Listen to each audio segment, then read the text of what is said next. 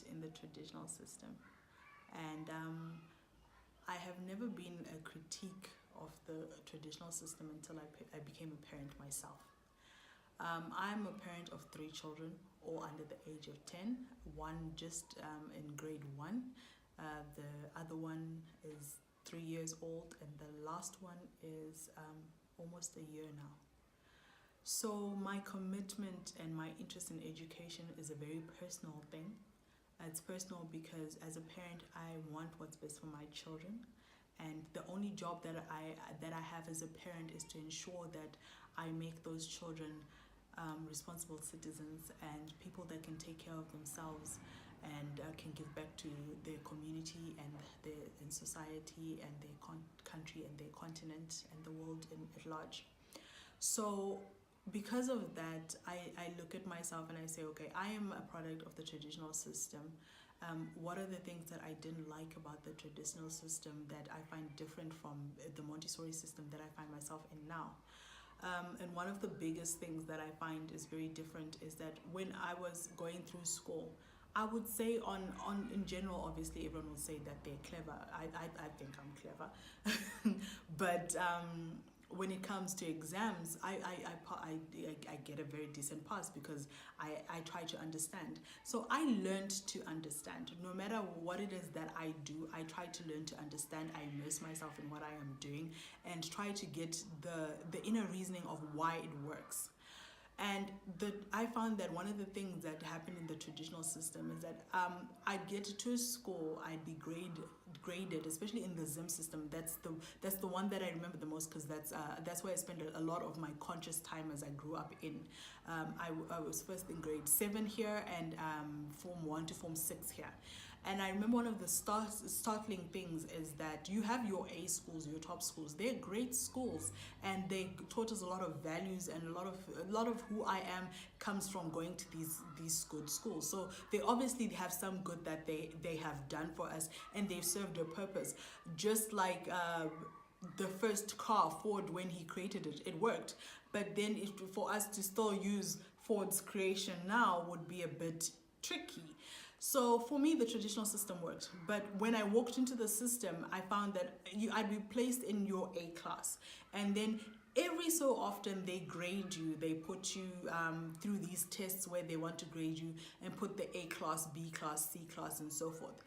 That in itself, I don't know what it is supposed to do, but I can tell you what it does to a child from a child's perspective who went through it. Every time I got demoted, I was told I was not good enough. And every time someone got promoted, they were told that they were better. And so what that does to a child's ego is that no matter how intelligent you are or how much potential you are already defined by society to be either good or bad. And you're not given the opportunity. And sometimes as a child, you lose that drive, you lose that wanting to learn. And I've learned this from being a parent and having so many children that I co-parent, being an owner of a Montessori school, that each child is different. They learn differently, and each child has the potential to do amazing things. Each child has the potential to be the next big thing or create the next big thing. But what you need to do is understand who this child is and who they want to be, what they can contribute.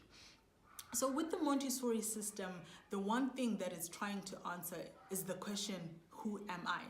And inherently as human beings, from the time we are born, that is the only question we're trying to answer. And education comes in as a tool to help us understand who we are as individuals and who we are in the context of the world around us. And education is basically the sum total of everything that the human race has learned compressed into a curriculum. So we learn things like mathematics, writing, and so forth that have been developed and created over millions of years to get to where we are now. And then the idea is at some point in time, you as a person, in answering who am I, you're going to find a subject, a topic, an area that you find calls to you or makes more sense to you. And that is the area that once you identify it, you go into it with passion. You can change it, you can innovate it, you can add value to it, you can win awards in it. You basically are bringing the best of you into that field, and you are excelling because you're mastering it. The traditional system isn't set up in that way. You are chosen for a career because you passed your arts. Saka, go into arts. You passed your sciences, so go into sciences. That's what the traditional system does for you. It doesn't try to nurture the child as in what is the child good at, but it nurtures it places the child as according to what did they pass, according to what the teacher thought that they were good at. And in the end, you have a lot of people who are very sad in careers that they probably never wanted to go into, but because their pass rates in those subjects or those topics allowed them to go into there, so they were put there. We have to change that. We have to change that, especially here in Africa, where we have certain areas that are overflooded with people who have got qualifications there but are not as passionate for them.